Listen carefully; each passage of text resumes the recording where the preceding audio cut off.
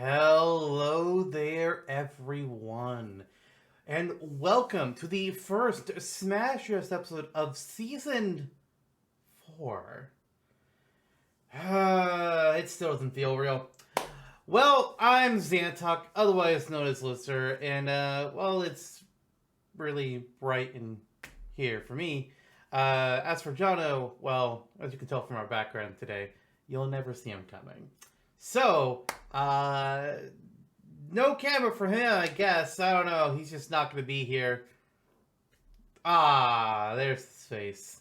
That brief glimpse of it that we got. Oh, get it. He's having issues. It's a Jonno thing. He's doing a bit. He thinks he's funny, and I fear for whoever has to attend to him whenever he's eventually put into a nursing home in like 20 years. Orvana, get me my sweets. You're not allowed to have them. Your teeth already fell out last Tuesday. My gums have hardened. I want my cinema roll. It's not how that works.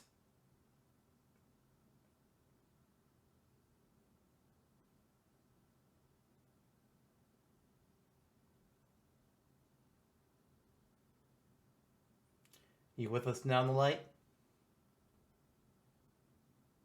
Why do you have that, honestly? Why? What reason did you have to buy that atrocity? For anyone who's not looking at the video, he has one of those intentionally bad Garfield dolls. Mm-hmm. Why do you own that? For the sake of the bit. I mean... That's not why you own it. That's why you brought it out. But it ain't why you own it. Unless you're saying that you bought it just within the last couple of months because you've done a Garfield bit before. No, you want... I mean, if you want... There's a story. There is a story. Tell us the story. Okay. So... I'm going to regret this. I have recently switched jobs. My full-time job has migrated from the country club that I worked at in rental services for the last 4 years to a job more or less in my field in marketing and events production with a major publication in town, the Arizona Daily Star. Bada bing, bada boom. It was recently my last day at the previous job. My intent was to purchase one of these for a coworker who is a close friend of mine, who brought me on over there at the start. So yeah, he and at the start of this year, over at the previous job, I had harassed him with Garfield and a different Garfield fact for every day of the year up until this point. So I bought him this. And then my friend, my other coworker, who I told her I was buying him this, she bought me this as my going away gift, so we both have a Garfield now. My coworker and I. And you don't believe me. Here's No, I do believe you. Here he is with the Garfield that I gave him. Why is it worse? Because it's in a really crunched up, like, horrible paper, like, plastic shrink wrap. So she had taken it out, but I kept it in because I was like, I gotta leave this in. This is, like, fucking atrocious, and it looks so bad I'm gonna give it to him this way. Let's see. I mean, if you want to continue, I mean... Oh, here it is. Here's me unboxing it for my friend. It comes in that plastic bag. Then it's just... That's horrifying! It's so bad! It's awful! It's so bad! I mean... Why do people make these things? It loosely looks like the Bill Murray one. I'm gonna beg you for a favor. Whenever we stop making the show, or just, ever, don't buy me something like that. Anything of the sort. Don't do it. Please, dear God, I'm begging you. What if I make it at home? if you home make a stuffed animal, just like you actually make the whole damn thing yourself, then fine, you can send that to me. But don't buy something like that. For the love of God! Jesus Christ! That's nightmare fuel. Especially in the packaging. It's slightly better out of the packaging, but holy shit! If you're only seeing the audio version of this, please, dear God, do not turn on the video. Please don't turn on the video, or skip like the first 10 minutes. Actually, don't even do that, because he's gonna bring it up randomly throughout the show just to negate the first 10 minutes bit, because that's the kind of bullshit this guy does to me. Okay. Jesus Christ. And on your end, sarcasm is one of your many talents. The only good thing about this whole story is the fact that I'm not the only one who has gotten Garfield abuse from you. Thank Christ. Oh yeah, yeah. It was pretty pervasive in my prior workplace.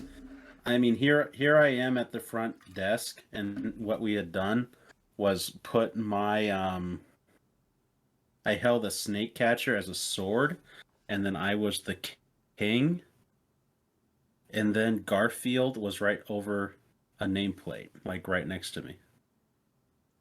He looks like he wants you to kill him. Maybe he does. He's begging for release. Yeah, I could see that being the case. Oh my God. How about this one? How about this one? How about this one? Your friends look like they want you to kill him. Hey, she's the one who got me the fucking Garfield. I mean, this is what they've unleashed on the world.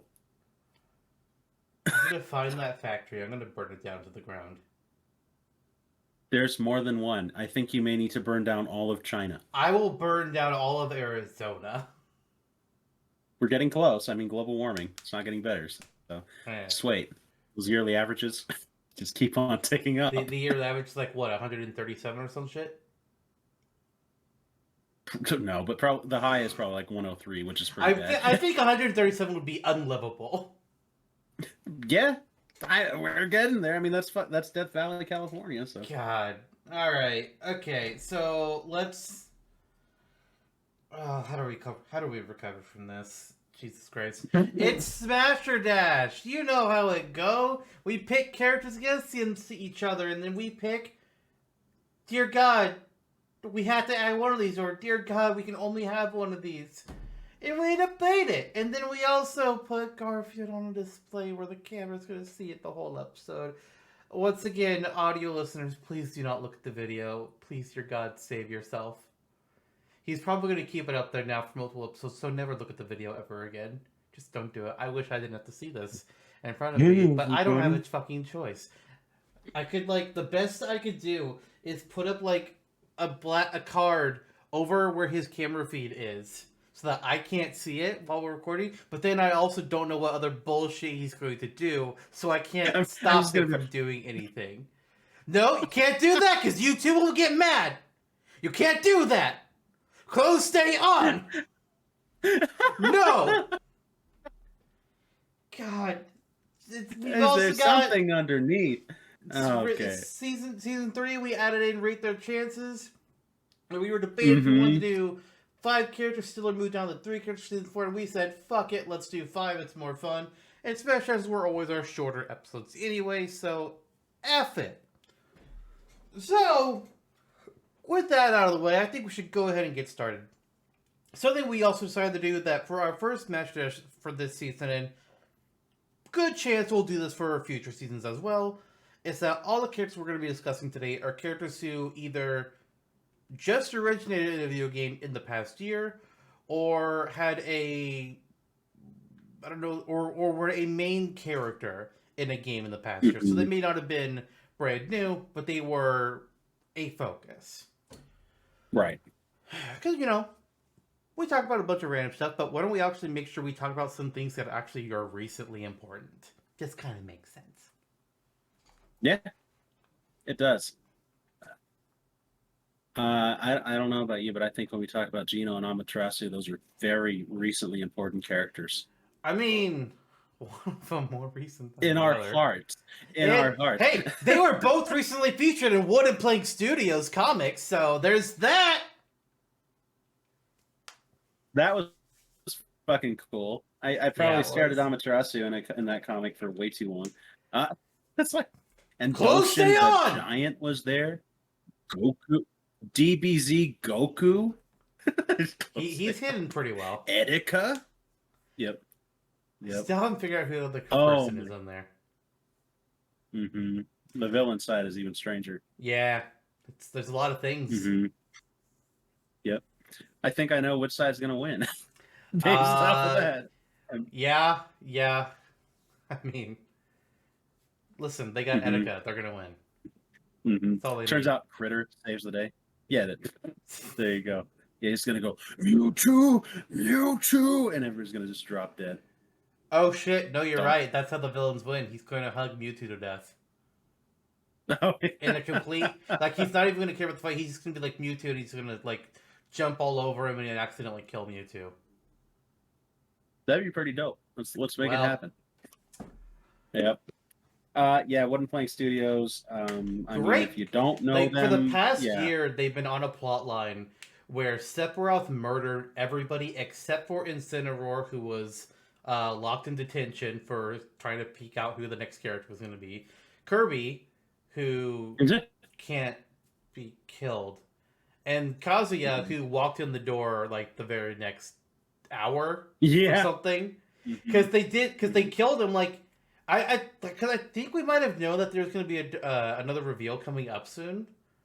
So they killed everybody, and then the very next comic strip was just like Kazuya kicking in the door and then tossing everybody into the volcano, and then Senator pops up just like, "What the fuck are you doing?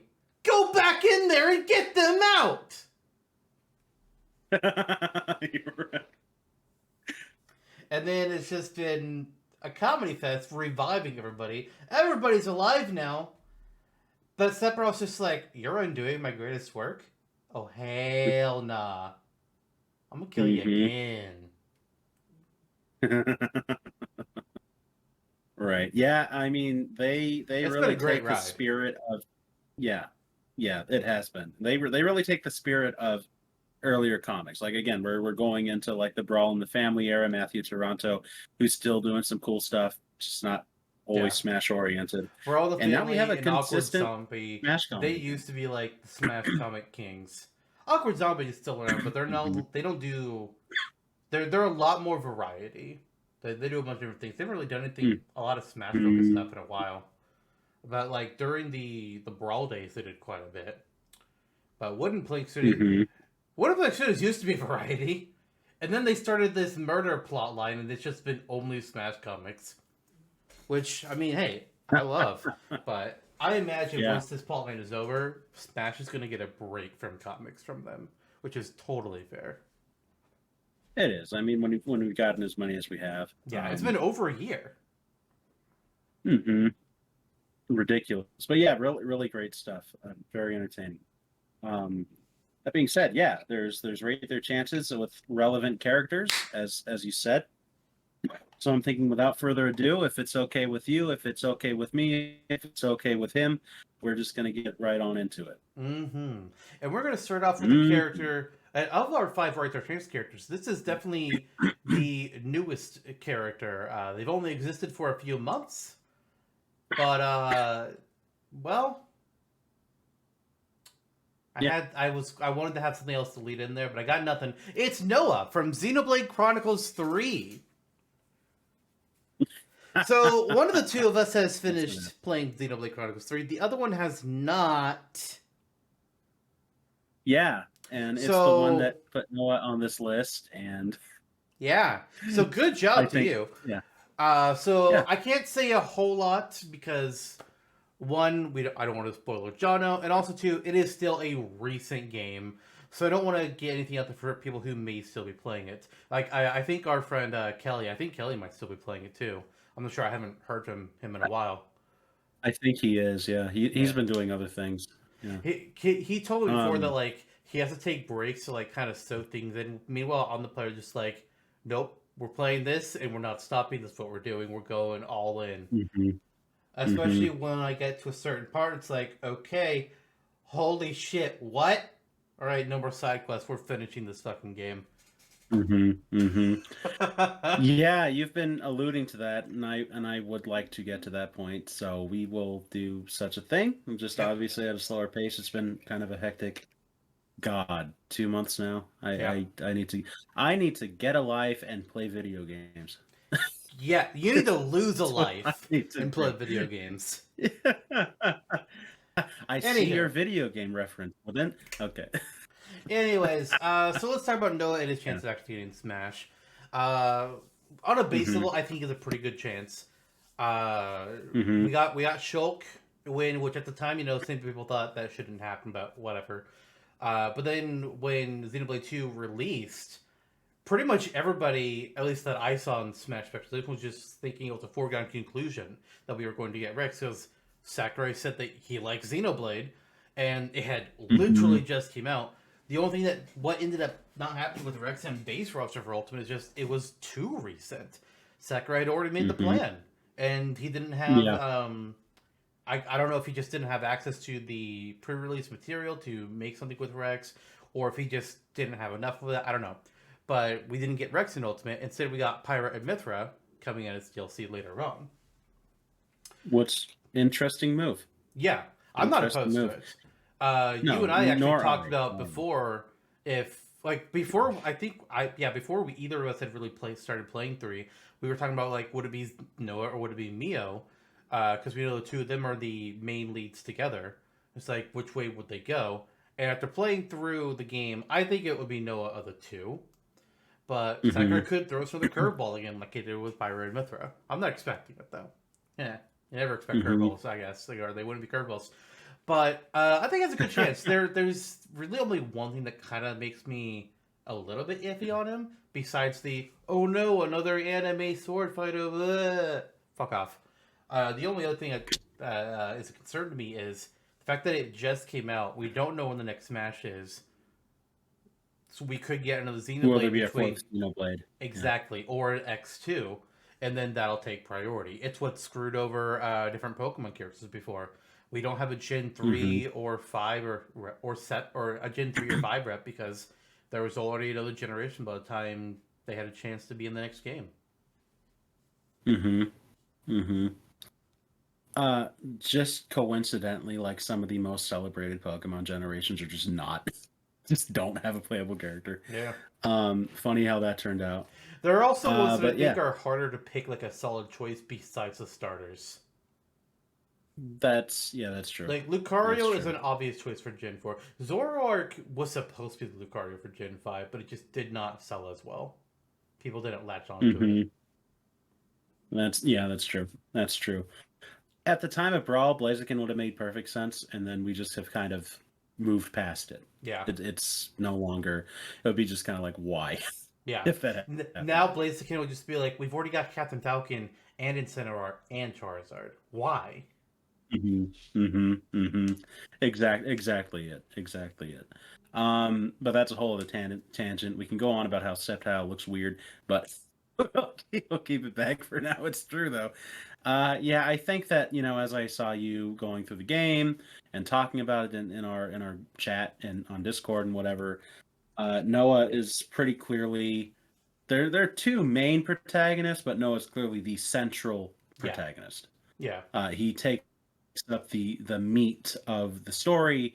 The character development is what I've grasped from it. Like maybe it's like a 60-40 split, so it's not too uneven by the time the game 60-40 credits roll. is probably fair. But that 60 is Yeah. meaty. Mm-hmm. And I mean, yeah, there could always be the curveball, right? Because Mio, again, she has the chakrams and has a arguably perhaps more unique design over because Noah, at least in the opening moments of the game, which I'm still stuck in, he plays similarly to Shulk. There's some room to move forward as the game progresses. You unlock new arts and skills and weapons and so on, I'm sure. The So beginning that's was probably a slow for me non-starter. combat wise until they started giving me more and more tools. Um, and I will add before we move on from Noah, I like the tone of the game. It's immediately darker than 2, and 1. When I'm like, what is going on this the battlefield, and then little sparkly things start flying in the air. You're like, oh, they did. those are spirits that are being transferred into energy for war. That's Wait, I thought this was cheers. Xenoblade, not Final Fantasy X. Seriously. Oh my god. But great game, obviously. Xenoblade, I mean we can pretty firmly say it's always a great game. And I would not be against Noah. I think of the characters that we're dealing with here and rate their chances as a whole, I think that he's in the upper edge, the higher echelon. Yeah. I'm trying to decide where in that top percentile he's lingering, but it's up there. It's certainly up there because the only what if is if Xenoblade 4 comes out first. If Smash came out tomorrow or in a year or two, he's getting in. Yeah. If Sakurai is working on that project plan right now, which I highly doubt, I don't think he's working on Smash at all right now. I think he's working on something besides his YouTube channel, which is going great for him. I think he is working on something, but I don't think it's Smash. But if he was, Noah right now, Noah is on his radar. Noah is most likely on the roster. I think it's an incredibly high chance. Absolutely. But that's if it's happening right now. And since I don't think it's happening right now, I think we still got another 3-4 years before we get the next match, probably something like that. I'm gonna give him 80%. That I feel confident about him happening regardless. But that missing 20% is purely because what if we get another Xenoblade and then Noah just no longer becomes the new shiny toy? Yeah. There's a precedent for what I know happens in the story and plotline. There's a coalescence there that kind of rounds out the other 2 games as well. It may make him an evergreen choice because Xenoblade 3 is such an event plot-wise, but probably not. If Xenoblade 4 came out, they want to focus on the new hotness. I'll say I'll actually say 80% as well. I was wondering if it would be like 70 or 80. I was going to choose one of the 2, and I'll just go flush with you. So, pretty much for the purpose of the first rate their chances being a even keel tie. Yeah, and I mean it's a good character. I could easily see happening. He has a fairly. I don't think it'd take much to come up with the moveset for him. The basics in there. The only question would be trying to make him be, because some of his attacks are just Shulks. He has a back attack, so it's okay, how are we gonna make him be different than Shulk? But I think they can do it. First of all, there's no Minato arts, so they can. All right, well, let's move on to somebody that's not quite as new as Noah, but still debuted in the last year.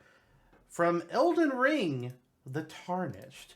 The player character, it's essentially, granted, I'm not versed on Elden Ring. I know it's a Dark Souls-like game, same developers, I'm pretty sure.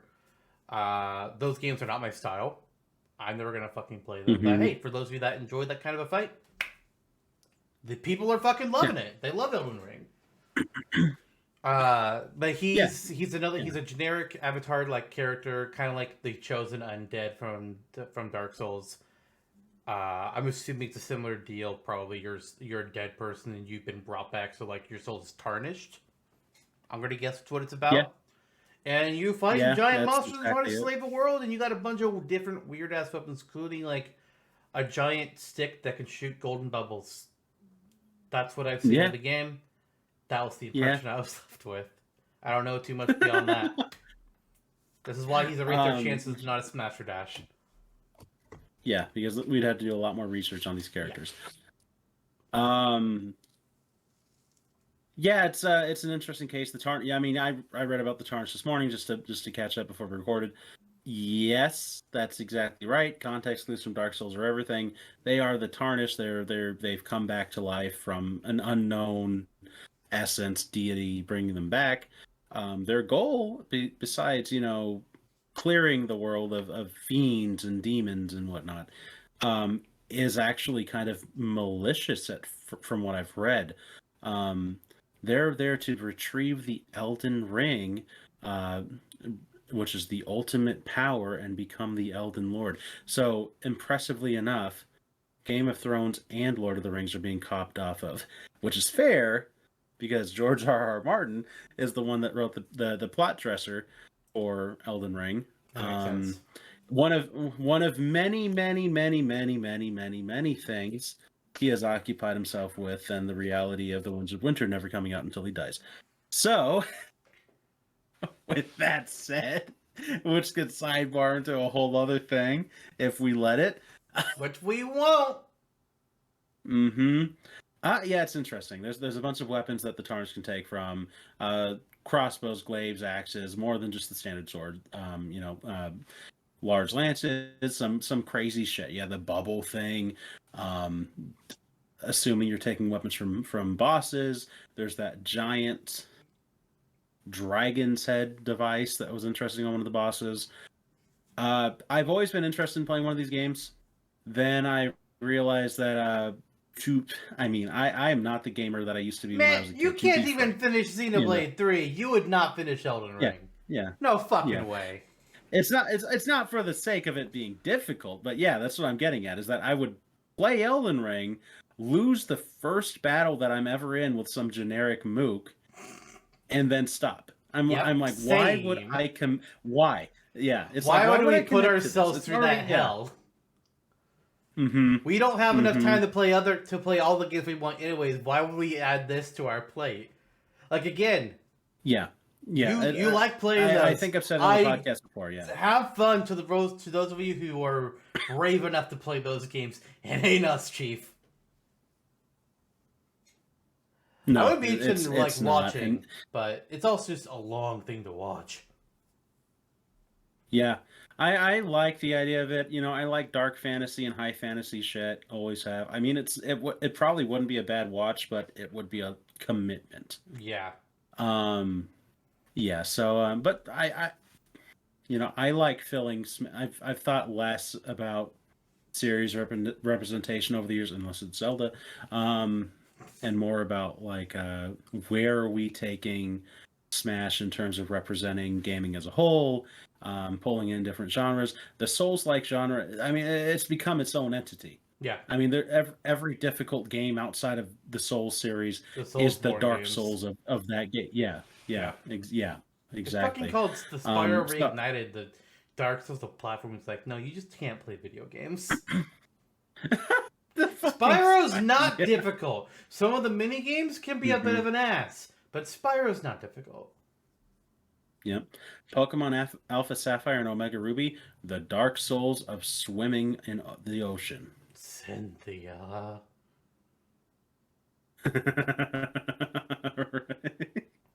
Or rather, surfing in the ocean. Yeah, it's not. It wouldn't be like the worst thing. I think I'm loosely more interested in a character like this than, say, a Monster Hunter character. I can't really place why. Probably just the thematics, but I mean, for this particular thing, I think the Chosen Undead may actually would have higher chances just for the iconicity than the Tarnished would. I think that the Chosen Undead is a firm, it's an okay possibility when you're considering Namco's overall roster and whatnot. The Tarnished, though, it's a different case. I mean, I don't know if Elden Ring is getting a sequel, if they're building upon it, if it's ever hitting Nintendo. I doubt it. There's no fucking way. Yeah. So, unfortunately for the Tarnished, I think that we're getting back to the lower end of the spectrum here. Yeah, it's we started off high, now we're going down to the low end of things here for Tarnished Boy. I agree with you on your point that if we're going to get a Soulsborne-like character, Chosen Undead just makes way more sense. Been around longer, has more iconicity than the Tarnished does. If we're going to go with one, why wouldn't you go with the Chosen Undead? You mentioned Monster Hunter, and it's like, you know what, that's a future Smash that we should write down for later. Chosen Undead versus Monster Hunter. I think that could be a fun one to talk about. Yeah. So let's It make a would. note of that for something. But as far as my score here for the Tarnished, I'm going low. I'm going 5%. I just don't see it happening. That's fair. Yeah, like you said, Smash isn't coming out tomorrow. It's not coming out next year. And that will and the further we go along from Elden Ring's release date, it'll become less likely that the Tarnished is coming unless Namco Bandai really forced it. Yeah. With a sequel or something. So, but just taking in that quantity, assuming Elden Ring doesn't get a sequel, it's not going to remain relevant.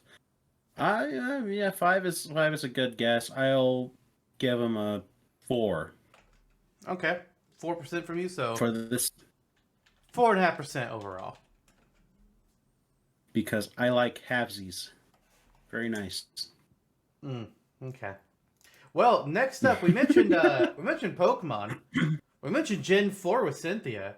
So let's chat Darkrai. Yeah. Now, some people are probably thinking, why the fuck Darkrai? Listen, Darkrai's fucking awesome. Okay? Okay? Just listen to me. Darkrai's fucking cool. Also, I didn't pick the chances characters for this episode. Jonno did. So, Jonno, why are we talking about Darkrai? The Gen 4 remakes just recently came out. Recently-ish came out on the Switch, so it's kind of still fits the theme. And Legends and Arceus. Darkrai, yeah, and Legends, yeah, it's true. It's the last Pokemon in the Sinnoh decks, I think, if I recall. Arceus. Yeah. Oh, it's towards the end. That's right. Okay. Darkrai is either the second to last or the third from last. I can't remember for sure, but it's Darkrai and Shaman and then Arceus. It's a legendary Pokemon that's kind of terrifying. It enters your dreams and gives you a world of unending nightmares. So that's fun. And during that Gen 4 initial rush, I mean, it's always been kind of a popular Pokemon. It's waned over the years in popularity, but it's still, I think, retained in the upper echelons of popular Pokemon. Maybe like top 20. It's a cool design. Looks like a ghost-ish or like evil whipped cream.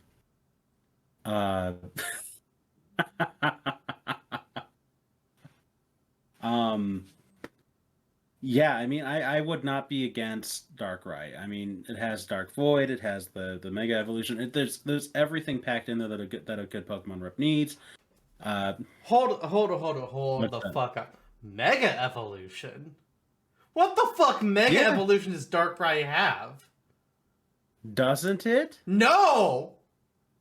Darkrai has no additional forms, unless you want to count in the fucking movie where it has legs for some godforsaken reason. There is no such thing as a Mega Darkrai, sir. That is what I saw. Oh god. You saw the Darkrai legs and you thought that was a Mega form? No. Yeah. Darkrai does not need legs. That's good. It was a weird move in the movie. If Bowser Jr. can fly over the platforms with his Junior Clone Car, so can Darkrai. Oh, yeah, there's no issue. I mean, King Boo wouldn't have an issue at this point, so exactly. Why Darkrai? Like, yeah, we easily made a moveset for him, so come on. Yeah, I mean, it's. I think around the time Gen 4 was first coming out, Darkrai was a really popular choice for Smash. It was a popular choice for me, at least. Like, if we had to have another legendary in the game, as playable, obviously, to me it's either Darkrai or Deoxys. Those just make the most sense. And Darkrai is fucking cool looking at design. Dark typing, I like dark types. I would love it for me personally. Yeah. We had its event in Brilliant Diamond Shining Pearl remake, so we were able to get it then. And it even had its own little whole quest storyline in Legends Arceus, but you had to have saved data from either Sword and Shield or BDSP, I don't remember which one. You had to have one for Shaman and one for Darkrai in order to unlock their quest, which is a bit of a really Pokemon, but whatever. So Mm-hmm. like they Mm-hmm. care enough to give him stuff. It's what's difficult is there's over 900 Pokemon. What the fuck? Yeah. How do we pick Yeah. one? How do we rate these guys? Especially considering Mm-hmm. Scarlet and Violet are literally about to release. And that nukes Yeah. anything else's chances that's not in Gen 9. It's not Wiglet, yeah. Jesus, that's a design. Somebody made a choice. Who? It's weird. It looks like tapeworms, and it just is unsettling to me. I know it's supposed to be eels, but it looks like tapeworms. Not a fan. Not a fan of Wiglet. Oh my Ah, god. Oh my but god. like Darkrai, Um I love him personally. I made a moveset for Darkrai several years ago at this point, but it's hard to rate the chances for a Pokemon, and he's while Gen 4 did just have its resurgence with Arceus and BDSP, Scarlet and Violet are about here, so mhm. that kind of kills that recency for me. Yeah, it does. It would be really cool to have a pure dark Pokemon. Yeah. Um yeah, and Dark I there was a dialogue a number of years ago where you know the legacy of Darkrai is could have almost been in Smash if Lucario didn't exist. So I mean, I think the next movie um was Darkrai's movie. mhm. Yeah, there was definitely, I mean, support, like for sure, but unfortunately it's dissipated a little over the years. Yeah. And that's just the nature of Pokemon. As you said, it's a relentless machine, and there's hundreds of new Pokemon since. So what are we gonna do? Yeah. Uh, as far as the chances for Darkrai, I I can't confidently say it's anywhere over 50. I'm gonna have to go a little lower than that. It has higher chances than most Pokemon. It's just that the competition's pretty thick, especially considering, as you said, Scarlet and Violet coming out. Obviously, then for Pokemon more than anything, besides maybe Fire Emblem, it's a promotional machine to put them in Smash. Yeah. Um, yeah. So this is a little difficult, but I think I'll say like 30. 30. Okay. So you were saying you didn't want to Mm-hmm. go over 50. I was thinking I don't want to go over 20. It's like I love me some Darkrai, and Mm-hmm. granted, it's like okay, Yeah, the we're more I saying talked here about it after that saying that, yeah. yeah, like we're saying it's hard to rate Pokemon because there's over 900 of them. But to be real, there's not over 900 choices. They're not all equally in discussion. Mm-hmm. Like there's a lot of Pokemon that you can just like easily wipe. And it's like you're not having a Smash ever. Magikarp. It's just a real easy one to say is never going to be playable in Smash. We say we don't give 0% chances, but Magikarp has a 0% chance of being playable in Smash. Just how that goes. If you pare it It's the down, troll choice in, instead of Primal Plant. if you pare it down, you can easily make a top 100 list. Paring it down further, then you start to get to like what's really like. I would say it's probably like a good 10, 20 Pokemon that I think are all theoretically in contention. Uh, more from more recent generations, probably, because that's just how things tend to go. But, I Mm-hmm. mean, hey, Like Blaziken could still Bartol. happen. Decidueye could still Mm-hmm. happen. Fucking Gengar, who we've talked about before. Nidoking. There's a lot that could still happen. Mm-hmm. Toxtricity. But, Alolan Vulpix. eh... Muck. Maybe, no. Alolan Raichu, there's a possible one for you. But I'm actually going Mm-hmm. to go with.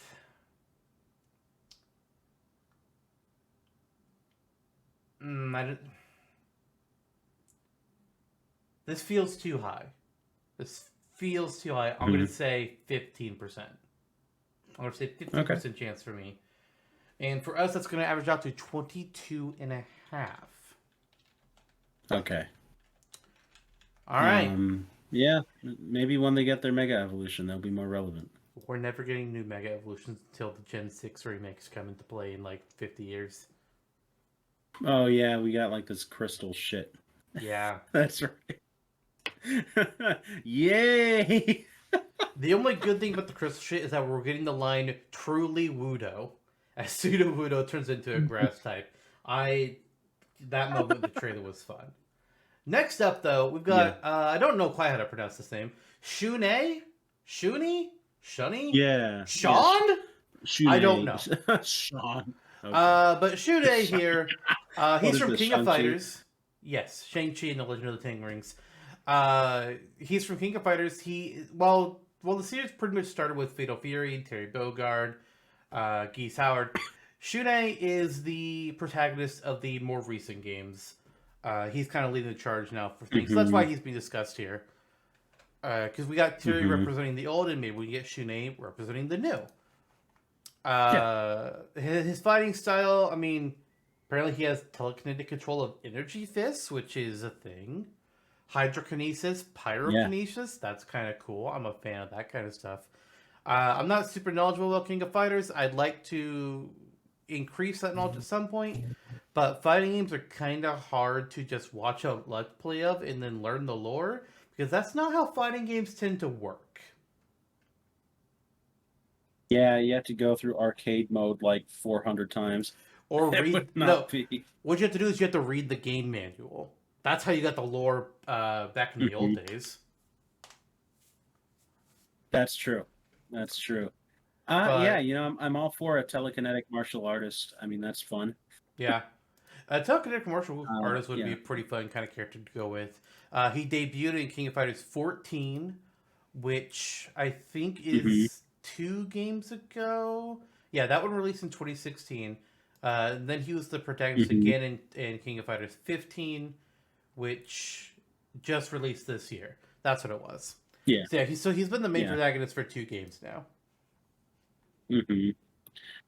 Yeah, I mean, if you're going with a character from King of Fighters, it's the question: is it? And again, Terry. I mean, he has King of Fighters ults. His stage is the King of Fighters Stadium, but I think technically he's a Fatal Fury representative. So you can still get into, oh hey, it's King of Fighters. Yeah. Yeah. Not like that matters after Ken and Ryu and Sephiroth and Cloud and whatever. But let's see here. And they're a connected thing too. Like, I think the first Fatal Fury game is called like Fatal Fury King of Fighters. So they're borderline the same franchise. Borderline. Yeah, they did build off of each other when King of Fighters was first coming out for quite a while. So it's a question: is it Shun'ei, or is it another character from the earlier days, like Kyo or Kikucho Higashi or Athena or Yori? I feel like the play for them would either do like the new kid Shun'ei, or do Terry's villain Geese Howard, or you do one of the characters that's in King of Fighters but originates from a different series like Athena Asamiya or Nakaruru. I could see them going those routes as well, because there's you can still represent, they had that side bit of King of Fighters, but they're actually from this other thing, which is technically Terry. Right.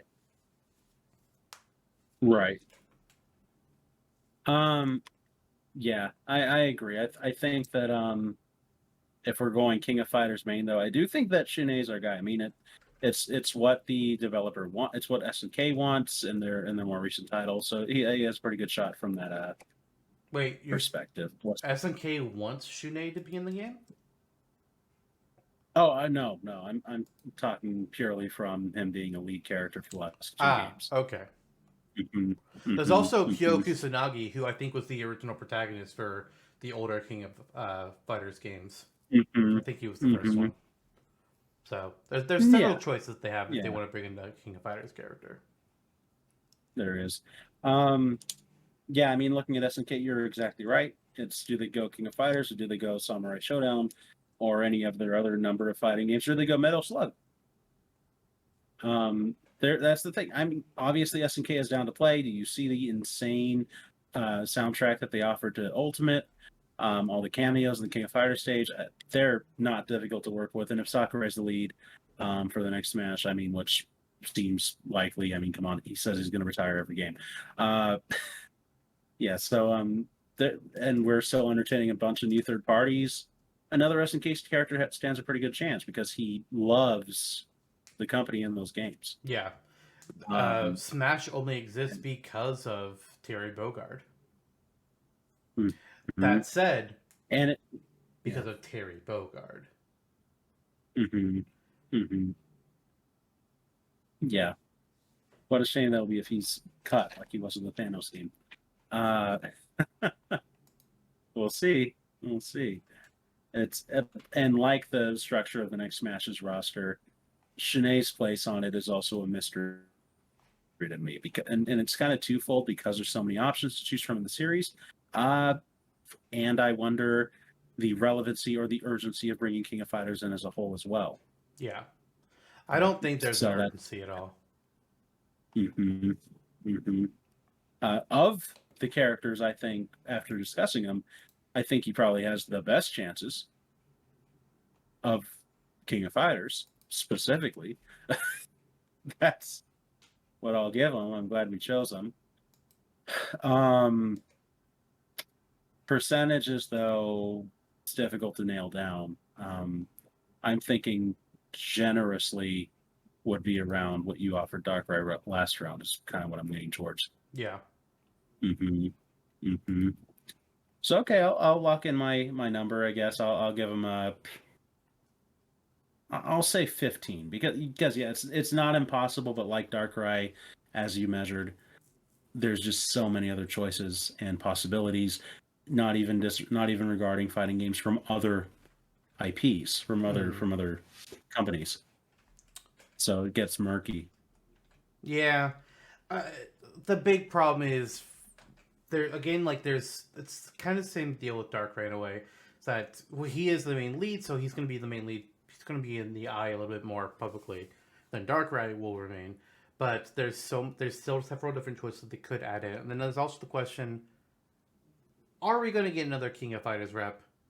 Whether it's from King of Fighters specifically, or one of the different franchises that feeds into King of Fighters. And I honestly, I think the chances of that just in general are low.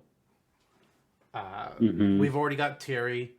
Not to say that we couldn't get another character, but I think we're more likely to see characters from other franchises. So far, we've only gotten multiple characters from the same franchise when it's either been an Echo Fighter or the oddity that is Sephiroth. And I think something happened with Sephiroth. I feel like that was part of Square's negotiation for Cloud. Honestly, I think that's what happened with Sephiroth. Yeah. So that one's kind of like an outlier to me. But like we could get unique fighters, but I feel like we're more likely to see them from other series that are new. And even if we are going to get something from the same series, I don't think it's King Fighters. I think it's more likely to be something like a Sonic. Yeah, I agree. I agree. I'm gonna say 7% for him. Okay. I don't think it's high. It averages out to about 12.5%, I believe. So. Okay. Oh no, I'm sorry. Did I say? Yeah, no, 7. Okay, so that's not 12. So I actually wrote down something else originally, and I changed my mind. So to recalculate that, yay. 11%. 11% chance. Perfect. I think that's cool fair. Is that your pet is in frame and so's mine. Nope, we're not going there. All right, our last rate their chances character. He's been around for some time, but he's got a new game in the past year where he gets glammed up. Freddy Fazbear of Five Nights at Freddy's fame. A series that I have never played and I do not have any desire to play. Again, not saying that they're bad games, just not my thing. I did watch mutual friend Curb Walker play through the newest game when he got it, and wow. A lot of stuff. That one is a lot more of a escape this horror place game than apparently what most of the series is. But he is an animatronic that when he catches you, he tries to fit you in his body and you die. Mm-hmm. Oh my God! It's a glam rock Freddy Fazbear. Yeah. I forgot all about this. He's actually not a That bad is guy in that game. He's actually a good guy in that game. okay. He will Interesting. protectively carry you inside of his body for some parts of the game. Interesting. Meanwhile, his friends, you do have to fight. Oh, okay. And Okay, what an interesting twist. Yeah. Gosh. Yeah, I mean, when this game came out, it was wildfire. It was crazy. Yeah. Everybody was into it. You know, it was like the Among Us sensation, the Fall Guys sensation, the Fortnite sensation. In between those games, it falls somewhere like in between all of them in terms of staying power and popularity. When they were announcing Five Nights at Freddy's 3, my first reaction was like, "There's a 2? How? Right. How does this concept have multiple games?" I still don't understand it. I'm not knocking it, but I just don't understand how this came out. What the fuck? But this is a creepy character. Let's be honest here. I don't really know what they would do with him in Smash. Like, I have no idea where the fuck they would pull material from. But it's possible. I guess. Yeah, like a cursory search, like movesets definitely exist online for Freddy and Smash. Of course. Like there's people, and they're detailed. Like people are passionate about this, and I'm just like, okay. It's a thing. It's a thing. So it's there. I agree. I mean, the jump scare would be an effortless Final Smash, but beyond that, I don't know. He can hug you. That'd be pretty terrifying. He can bite. He can throw his microphone. Yeah. He can sing a fantastic rock song, 80s style, apparently. God. I'm remiss to say that I don't really know the character well enough to pull from any obscure thing to know what the moveset would be, other than you're going to be leaning into just how like horrifying he even just looks. I'm trying to figure out what would be more cursed. Freddy being playable or having a disproportionate Freddy as a Mii costume. Which would be more cursed? Good question. I mean, the Mii costume would fit the lore of Five Nights at Freddy's too. Yeah, but where I'm coming out with like why that would be cursed, just like now the bodily proportions are going to be weird. Like for some characters, like the Sans Mii costume is pretty damn perfect. Like there's no real fault with that. A Freddy one with just the arms and legs would just be so offsetting. Yeah, it would. It would. A cult classic indie character. He's not in the upper echelons along with Shun'ei and Shovel Knight. But I mean, he's not a Gato Roboto either, you know, or like a To the Moon protagonist or something. He has his legs. He has a chance. He does have a chance. Yeah, I don't think it's very high. I don't think so either. And again, it's one of those head scratchers because it's such an unknown quantity. It's like if it happens, it happens, and it's not really from anything that we're going to be able to It's one of those things where, like, if he gets in, it's because Sakurai is feeling frisky that day. Absolutely. And it can happen. But in the meantime, our boy, the best thing that he can get from me is a 10% chance. I think that's fair. Initially, I was thinking potentially as high as a 20, just because, you know, sometimes, again, Sakurai gets frisky. But, Frisk Undertale? Wow. No. But Toby Fox composed that. And the two of them played Smash together. I know. Toby is more than likely going to do some Smash remixes for the next game. I think has a very strong chance of happening. He's worked on the last two generations of Pokemon now. But we're talking about Freddy here, not Sans. And as for Freddy, 20 is too high. I think 5 is too low. I'm gonna go 12. I'm gonna go 12% Okay, for Freddy, which means he's also gonna get 11% like Shun'ei did. But hey, you know, nice, there can be wonderful, yeah. ties. So Mm-hmm.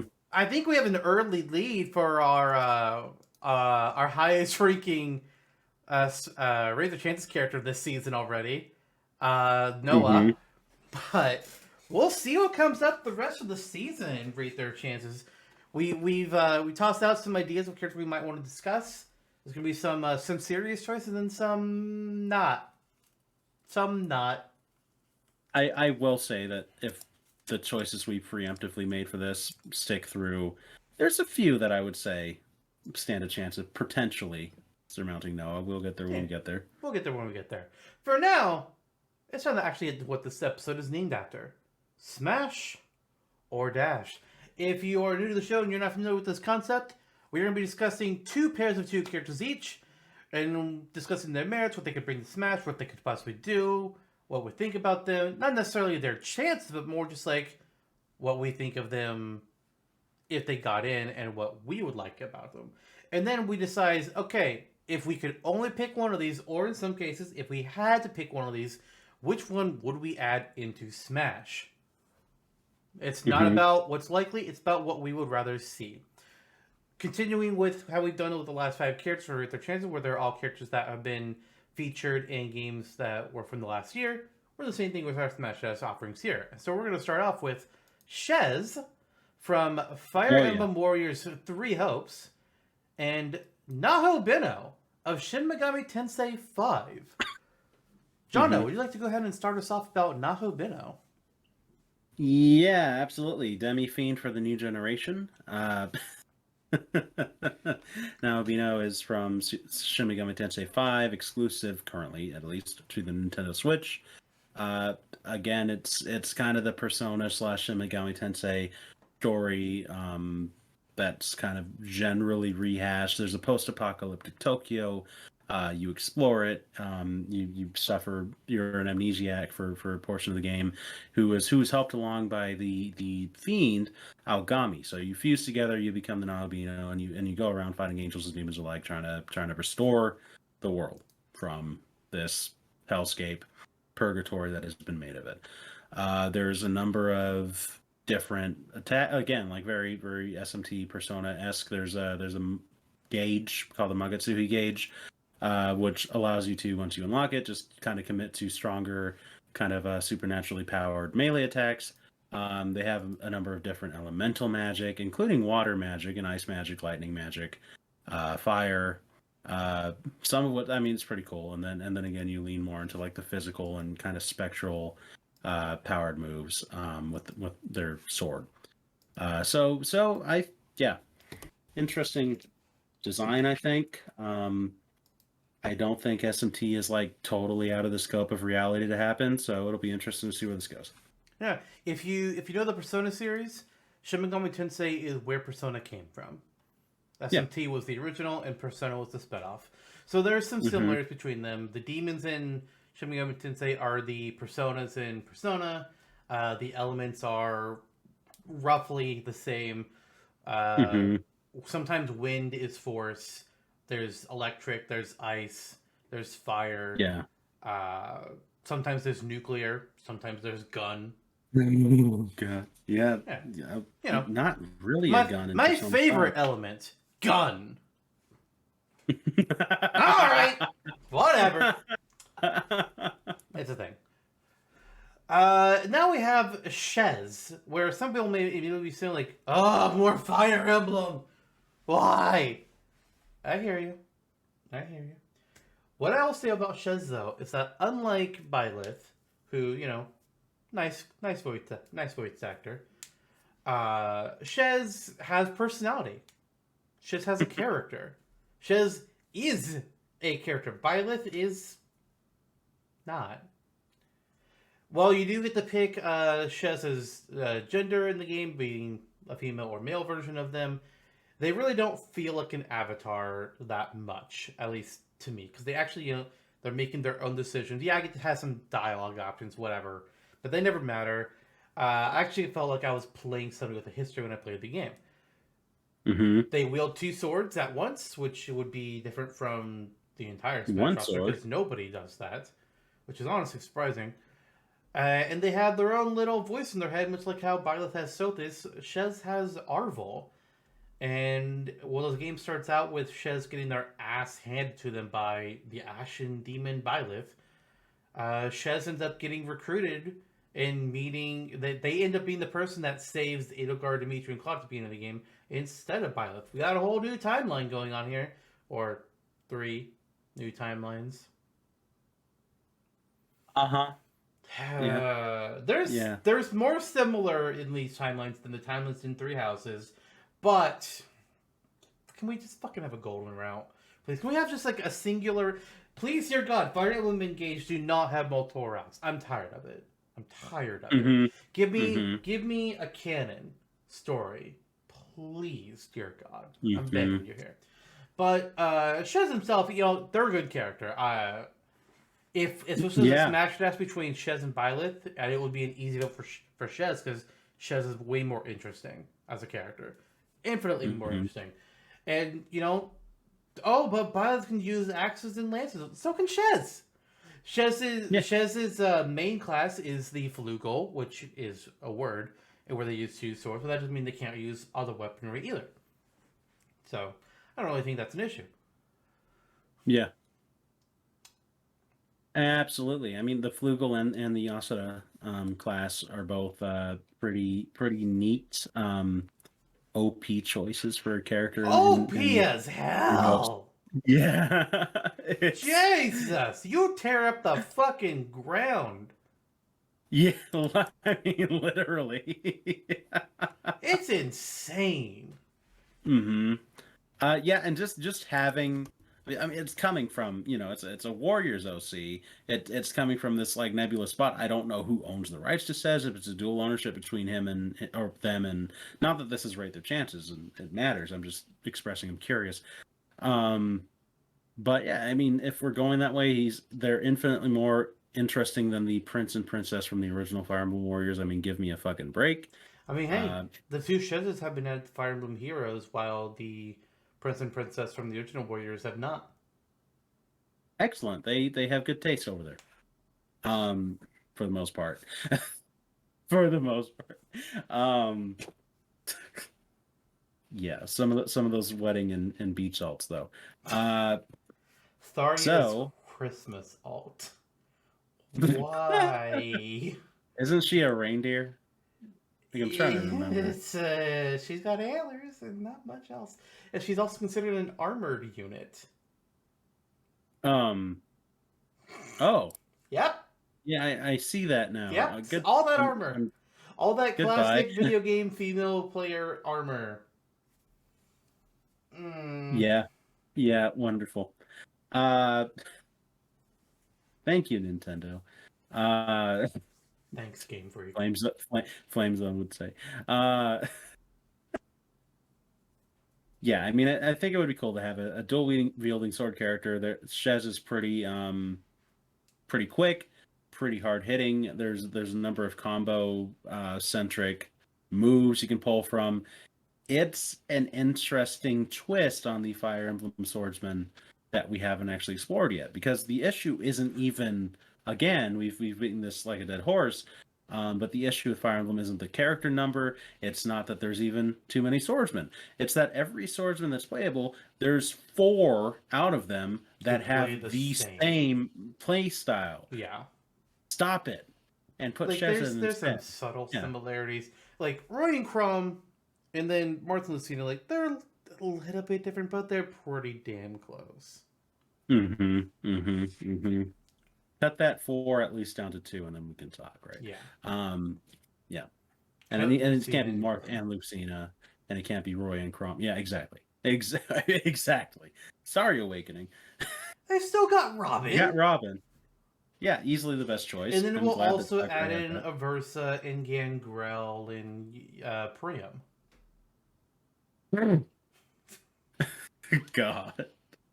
Yeah, I'm so glad that Ike has such a reliable descendant. Yeah. God.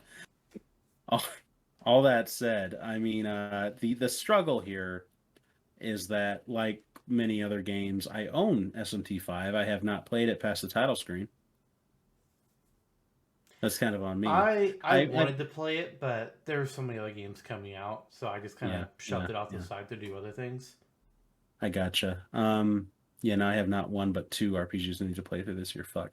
Uh, like meaty ones. So,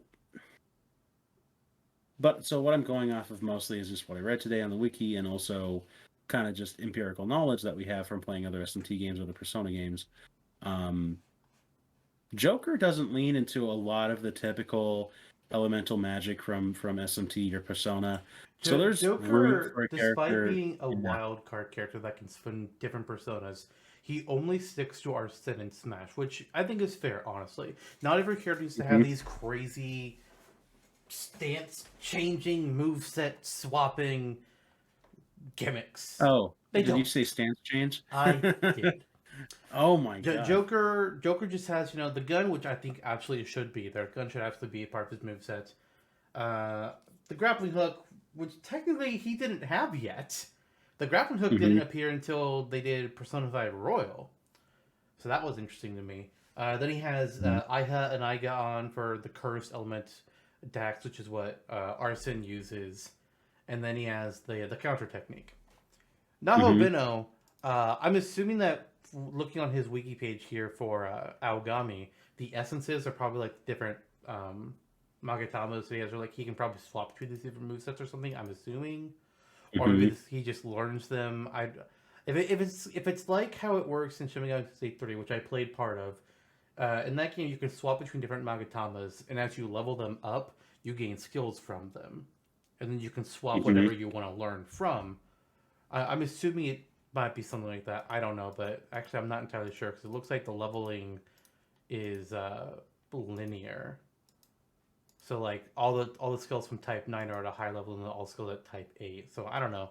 Maybe it's just like it Hmm. upgrades or something, and you just learn new things as you get them. I don't really know. But Right. he's got physical attacks, he's got buffs and debuffs, heals. Uh, wow, he gets an almighty attack that early. Holy shit! Almighty is like non-elemental damage. He Hmm. he has a he gets an electric move early on. Ooh, and a very strong one. Trying to see what elements he particularly has. He gets light early on. I'm not sure if he has like a specific element. Maybe unless like there maybe can be like an almighty character, which is an interesting choice. Hmm. Uh, he's got a dark attack that can inflict poison. He can do sleep. He has there's an ice attack late fucking on. Hmm. Um, that's it. Elemental wise, he doesn't look like he has a fire attack or a force attack that I could, unless I missed something. Which is this again is assuming that what I'm looking at are his actual moves because I don't know. I haven't had a chance to play the game yet. But I Hmm. would guess they'd probably go with he'd probably get like an almighty thing is maybe like his final smash or something. I don't really know. But they have he can definitely be made different than Joker.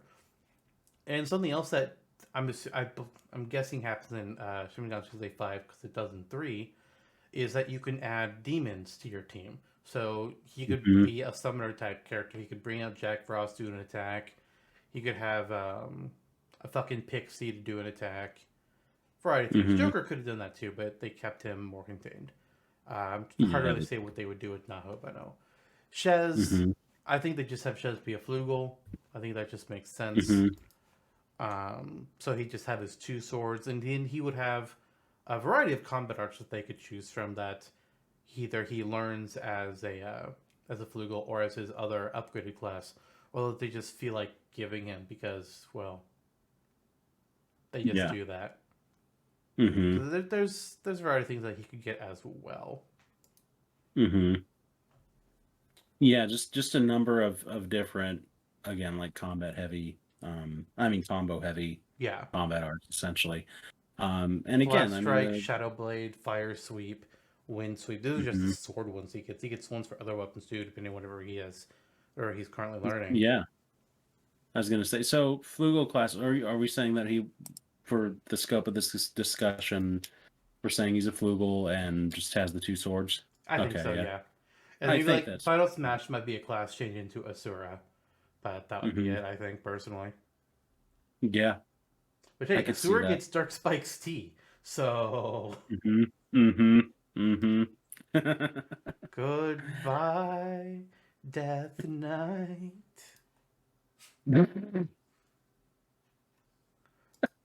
What is? Flugel actually gets Wind Sweep for one of the combat classes that it learns when you master the class, so I think that one has a good hmm chance to be a special move. Could be I an think easy up so too. special. Yeah, absolutely, absolutely. It's a hard one, this matchup. A worthy first matchup for the season 4. Uh, on one hand, I think we both know Shez better, so we might be inclined to say Shez. And there's a lot going for the character as well, as we've covered, and Nahobino as well. A character we don't know nearly as well because we haven't played the game. Um, I've booted it up though. I've gotten that far. Uh, very Yeah, catchy that's title that. That's about as screens. far as you got in Xenoblade 3, right? No, I got 5 hours into Xenoblade 3. Did you? Yeah, Did you? I did. Yeah, Is I it did. because the cutscenes are 5 hours? Yeah, I Yeah, like the one when they were all naked. that's a good scene. That it happens. It's true. Anyway, um, and they're both They're both characters from similar vibes Yeah, and areas of gaming. they're both Uh, RPG characters, which is why mhm. they're matched up together. Yeah, and there's a bunch of there's a ton of different shit they can do. Um, I'm very interested in Shez for being a unique Fire Emblem representative, essentially. And I'm very interested now in Nabino as well, being a potential summoning character and bringing up all these iconic demons from Shin Megami Tensei, as well as just a bevy of different magic skills. They sound pretty stacked in terms of their power as well. Yeah. Um, so, what are your thoughts going into it? Uh, we got two sword fighters here. One fights with two hmm swords. One fights with one sword. But they also have like Shez is he's got a little bit of elemental, but it's more just again like different sword techniques. They could go with some other weapons thrown in there, but I think they'd primarily go Flugel if I was to just speculate on Yes. Yeah. assuming what they would likely do. Nahobino, I don't think they would go with a summoner character with him. Just my own guessing here. hmm Uh, hmm I think there's a reason we haven't really seen summoner characters in Smash. Just like that's more assets. hmm That's more models to be loaded in when you're doing a match. Yeah. Some characters will like bring in something. Like you might see Morgana pop up for a taunt, or Zelda bringing in the Phantom armor as an attack. hmm But there's a reason why we don't have a true summoner. I feel. Yeah. Uh, but I think Nahobino could still work. Just they got the different kind of attacks. I can't really describe too well what some of these attacks truly would be because I haven't seen their animations. So it's kind of hard to build off of with that. Like I could say, oh yeah, give Shez the move Aramasa. It's an 8-hit weak physical attack move, but I don't know what that looks Right. like. So is that a hmm standard special? Could that be like a dancing blade? No idea. Give him Ruinous Thunder, a heavy electric attack. What does Ruinous Thunder look like? I don't fucking know. Oh look, I clicked on it and there's an animation. Hmm. I like it. I Nice. like it. It looks cool. Apparently that's one of Nahabeno's signature skills. Ooh, that's a link. I'm gonna click on unique skills. What can this tell me? This might give me good information. One of his. Okay, so these are the skills that apparently are unique to Nahobino. Aramasa. Oh. Granted, these are not hmm giving me descriptions, but it's mostly physical. Well, I say mostly. There's 5 physical moves: Aramasa, Wrath, Tempest, Javelin Rain, Deadly Fury, and Gaia Rage. Then we got some elementals: Tholastic Calamity for ice, Ruinous Thunder for electric, and Profaned Land for dark. Some almighty damage, Sakanagi, Murakumo, Divine Arrow Fall. Just from the name alone, that sounds kind of smashable to me. Chaotic Will, which deals out an ailment. Kanabi Veil, which is a support move. Then 2 heals with Miracle Water and Revival Chant. So I feel like there's probably some good bases in that to give Nahobino for their attacks. Which one's the best? I don't know. Maybe someday I'll play the game and I'll make a moveset for the dude. We'll see. Yeah. There's a lot of games to play, a lot of movesets to make, But I think there's absolutely stuff that can be worked on for them. I feel like they'd be more interesting than Shez. Well, I like Shez as a character, moveset-wise in Smash. I think Nahobino brings more fun. I concur there. I still don't know where this matchup's going to go, but I concur there. There's more to do than just swinging the swords around, even though there's 2 of them. Yeah. Yeah, Shez is a great character and a great asset to the Three Houses world. Yeah. The ways that they refined the story, especially early on in Three Hopes, made me kind of wish. I mean, they didn't go the golden route there like we initially thought and hoped and prayed and wished and dreamed and was deeply disappointed by yet again. But what was there is still, I mean, it's still solid. And they really brought some QOL updates to the initial story. What I was going to say, I wish Shez were the protagonist of Three Houses. Yeah. Three Houses would have been a lot more, like, I'm not saying I didn't have fun playing Three Houses, but Shez would have been a better character or Three Houses than Byleth. They could have really gone the Professor route with Shez, because I don't think that really would have worked.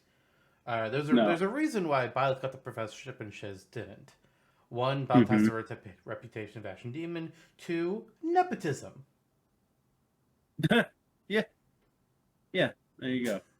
Byleth got the job because Rhea knew who Byleth was and wanted to keep an eye on him. Rhea didn't give a shit about Shez. Not nearly as much, at least. Yep. I think Rhea may have sensed that there was something in him, so she wanted to keep an eye on him, but she didn't want to make him a professor. Yeah. It also confirmed the theories that Irito was supposed to be the 3rd professor before Byleth showed up and took his job. No wonder he went the way that he did in Three Houses. I mean, he was always... What? Yeah, I know.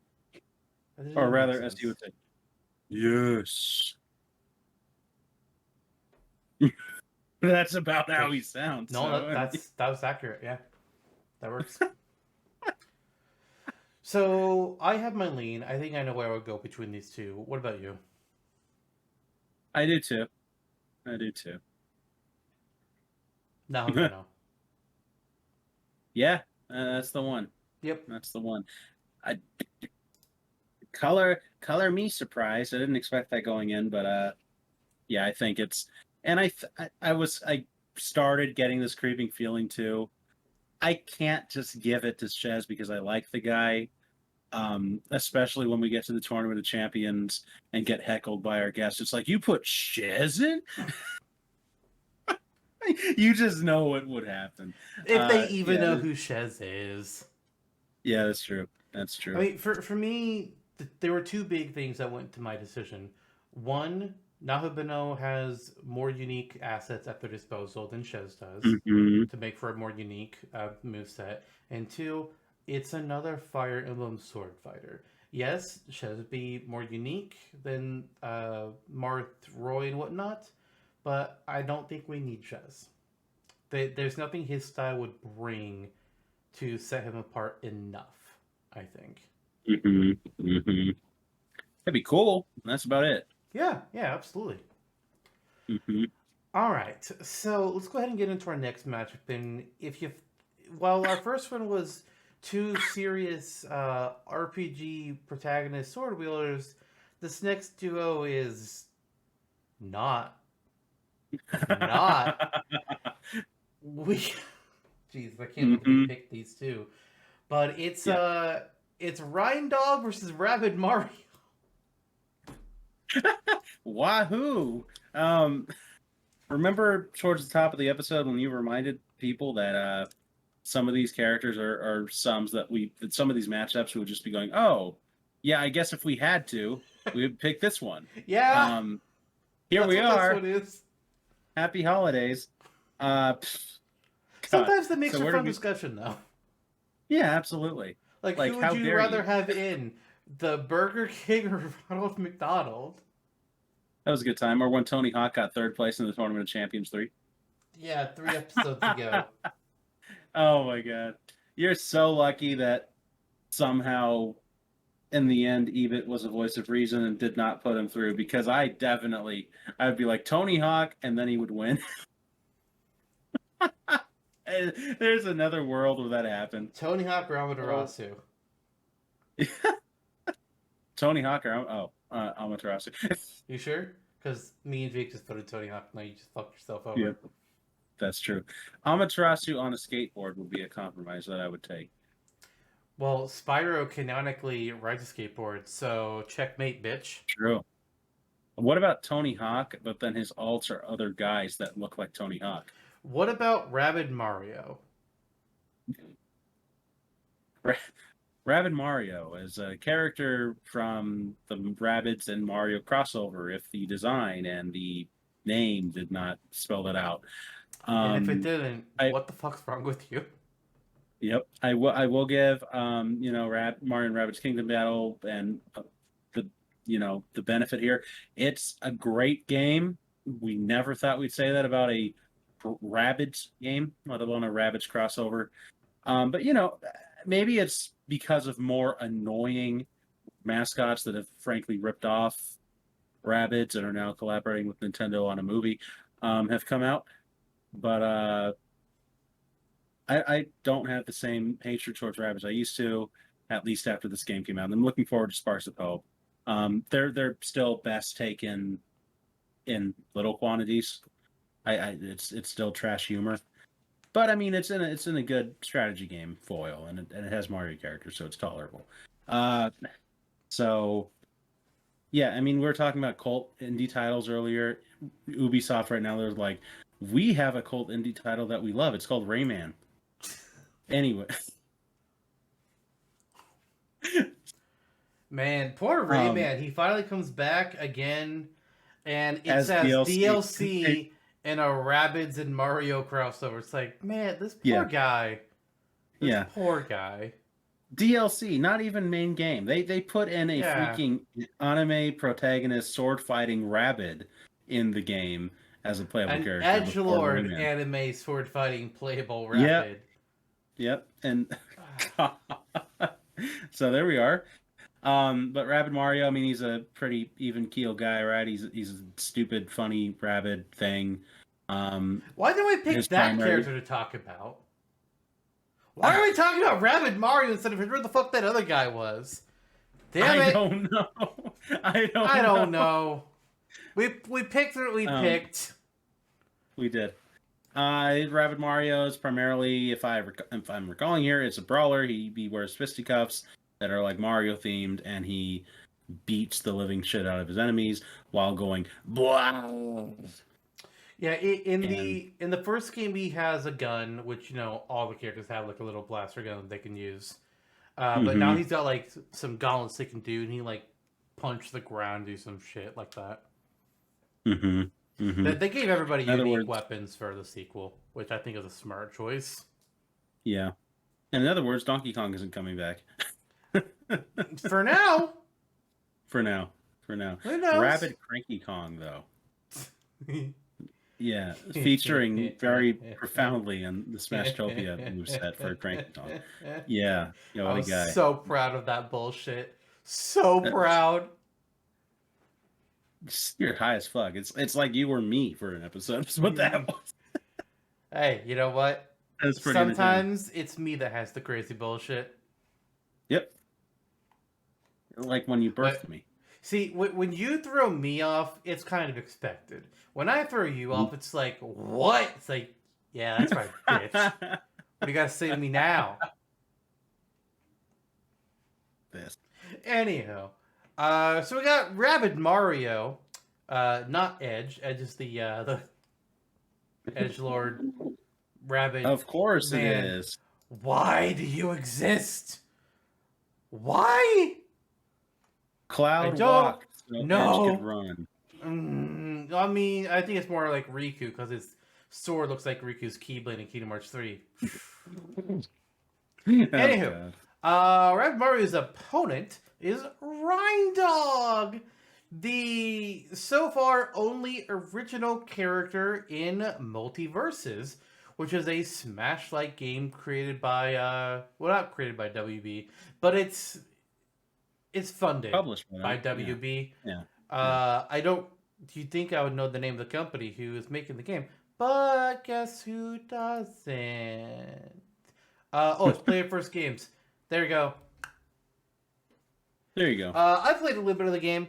I haven't really played it since it quote unquote launched, but I played the closed alpha test, which was, it's fun. It definitely feels different of a game, but it's enjoyable. They have a big old focus on 2v2 fighting, and most, if not every character, has something to do with their moveset of interacting with their partner. So that's kind of cool.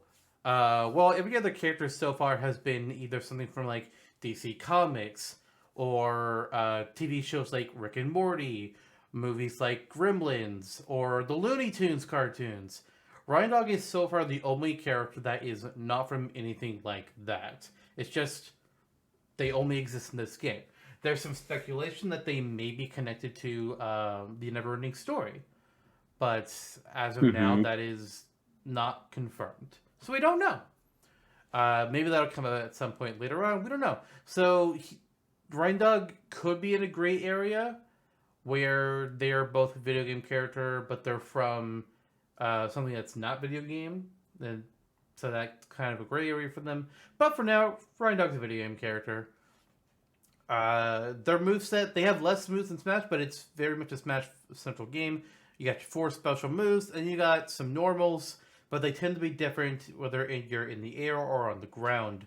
A big one that's kind of unique for Reindog, really his main one, really, it's called Love Leash. He sends out a tether with a heart at the end of it, and enemies that touch the tether take damage. And if you are able to put the tether on your ally, then you can press the button again and pull that ally towards you. So they could go jump off the platform and then to go hit an opponent and try and kill them, and then you could bring them back to safety, which is a pretty cool thing to do. Mm-hmm. I feel like if Reindog were to be in Smash, that would have to. I'm assuming like the special moves are probably like directly translated over, as much as they can be. It'd be like the normals and everything that would be different. Mm-hmm. I agree. Yeah, Multiverse has really exceeded expectations for I think both of us. It's obviously it's not Smash, but for a free to play game, I mean, I'll give you this much: it's better than Nickelodeon All Stars Battle thing. They've also been releasing new characters roughly every 2 weeks, so. Mm-hmm. Which apparently isn't a universal opinion. Like there's some people that claim that the meta and the online infrastructure is better in the Nick game, but when we played it, I could tell you that wasn't our experience. Well, like, we were also having connection major we fucking issues. We wanted to do an episode about the game, but just because we could not play the game together, we decided to scrap it to a later point. At some point, we'll revisit the idea. Yeah. Hopefully, when we're able to have a real match. But I think that might be doable now. I mean, if it were an issue on my end with my connectivity, I recently upticked to a much higher fidelity connection because they're finally servicing real internet out here. So, yeah, maybe it'll work out. The jury's still out. I think still from like a moveset perspective and what they're doing with the lore and the stages, it's more interesting in my opinion. I do like some of the Nick characters, but that's a whole other tangent. But I will say Nigel Thornberry pecking at the air with his bird nose. Hey, it's better than powdered toast, man. it's true. Yeah. So, Reindog. I mean, they come from Xanfir, right? And they were kind of implying that was something that the villain in Neverending Story like destroyed that world. I don't know. I googled Xanathir earlier today, and it doesn't mention anything about Neverending Story. All we know is that the world of Xanathir was one of the first to fall victim to the Nothing. And while there is the Nothing in Neverending Story, this Nothing we're specifically referring to is what is in Multiverses. It's what Okay. people think it might be the same Nothing as Neverending Story, and that's like why the blast zones for the stages are all just like this black void, which would make sense to me. But as far Wouldn't be as I'm surprising. aware, it is Yeah. not currently confirmed. Right. I would bet that's what it is, and we'll learn that for real one day. But until then, the jury's out for sure. Yeah, I mean, it's an interesting prospect. I mean, we were kind of like, why is there an OC in this game Yeah. when it was revealed?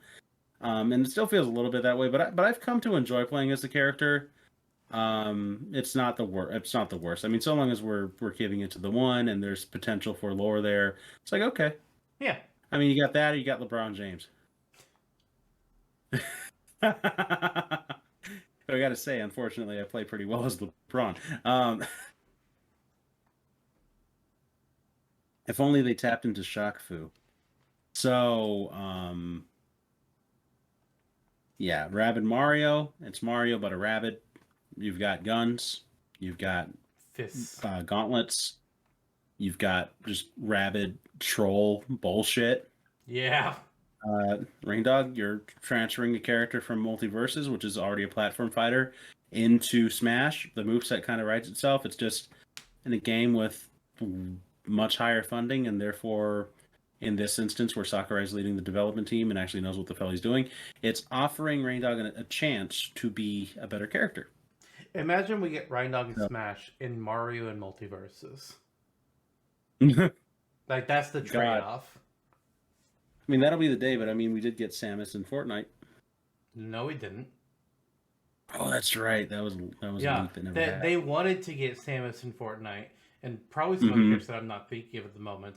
But Nintendo, in a very Nintendo move, said only if the costumes are not only purchasable on the Switch version, but they can also only be seen on the Switch version. So like, that kind of ruins the idea of, like, I understand the purchasing part, but not being able to see the costumes on anything but Switch. I don't think Switch is their big player base. It's cross-platform. I don't think a large portion of their player base is on the Switch. Yeah. They're not going to get. That's not how you do these kinds of things. Nintendo, come on now, seriously. No, but they've done. Yeah. Next thing you know, you're going to tell them you want to play a Nuzlocke. So, what? That was overblown. That was misinformation. We're not going to get into that. Whoever made the statement that they couldn't do Nuzlocks didn't know what they were being asked, is what it comes down to. Nuzlocks are fine, hacking is not. That's all we need to say. The less on an official basis. The less that falsity gets thrown out there, the better. Anyways, Rabbid Mario, the exact tools he has here, like his gun is called the Boom Shot. He has a boom dash that lets him dash forward and create a shockwave when he rams into somebody. He can create a barrier around himself to reduce damage he takes from movement-based attacks. He's got Magnet Dance, which forces enemies within its range to move towards him. Let's see here. Through some of his different equipments, he can cause burn, he can push, he can bounce. Do all those things. And then his new weapon his gauntlet weapons are called the Dukes. So it's 2 steel gauntlets that can produce shockwaves that can hit enemies behind cover, and he also has a counter attack. Yay! Fuck. Well, Rabbid Mario just became more likely because of that. Thanks. God. I'm upset. Meanwhile, Reindog's attacks are Love Leash, Flounce Pounce. Nice. Fireworks Master, Power Crystal, Fireball, Meteor, which is just fireball but shooting it at the ground, I guess. Then he's got Patoo, where he just like sneezes out a projectile essentially. Fluffy Combo, Spin Dog, back bumper, flying chomp, tail swipe, and tail swat. And then he also has some perks that he gets, but I'm not seeing what those are on this page, so I can't really describe the perks. Oh wait, here we go. He has, it's got a few. There's Make It Rain, dog. Fancy footwork, hit them while they're down. Crystal Palette is his signature perk.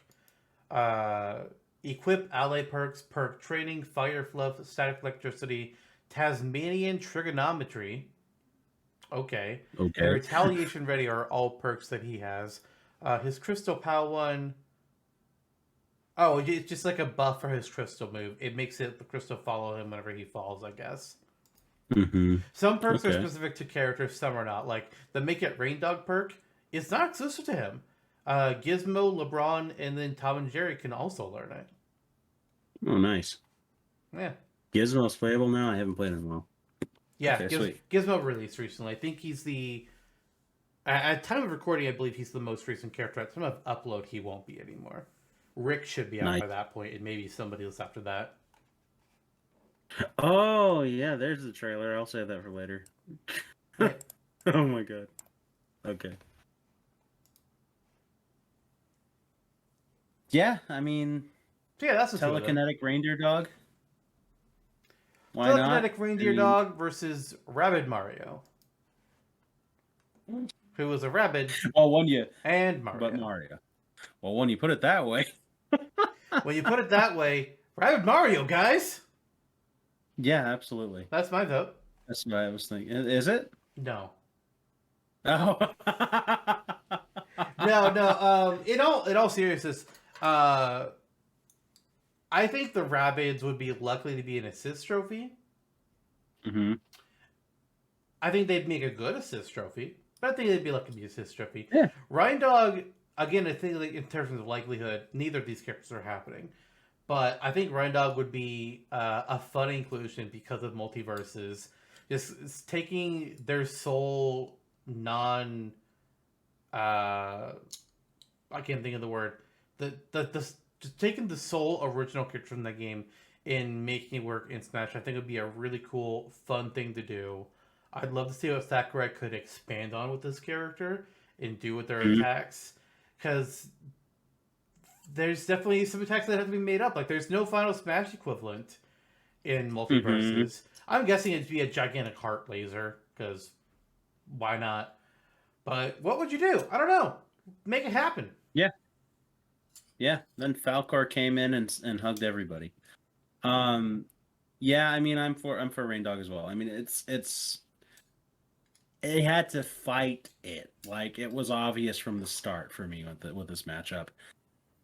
There's stuff Rabbid Mario can do, but there's just so many other contentions, right? It's like, if one of the Rabbids from these games are playable, why Rabbid Mario? I mean, besides it just being Mario, why not Rabbid Peach? Why not Edge? Why did we not pick Edge? I don't know why we picked Rabbid Mario. Totally honestly. Out of sight, out of mind. So yeah, it just brings me to that conclusion. Just think of the Tournament of Champions again, and I'm not going to do this for every episode, but again, like with the Shez thing, it would be worse for Rabbid Mario. They would be like, what? What? Yeah, Kratos versus Rabbid Mario. Whatever. I mean, they don't know who Rabbid Mario went up against. They could be like, okay, yeah, that makes sense. Who knows? That's true. That's true. Rabbid Mario versus Regina from Dino Crisis. Yeah, there you go. Rabbid Mario. But against the Reindog, they'd just be like, you chose Rabbid Mario over a dog? Would be the reaction of most of our friends. Mm-hmm. Rabbid Mario over Amaterasu.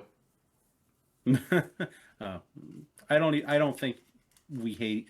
I don't think that you would hate yourself enough to be able to do that. God, it's like depending on the day. Depending on how much bullshit you've thrown at me leading up to that choice.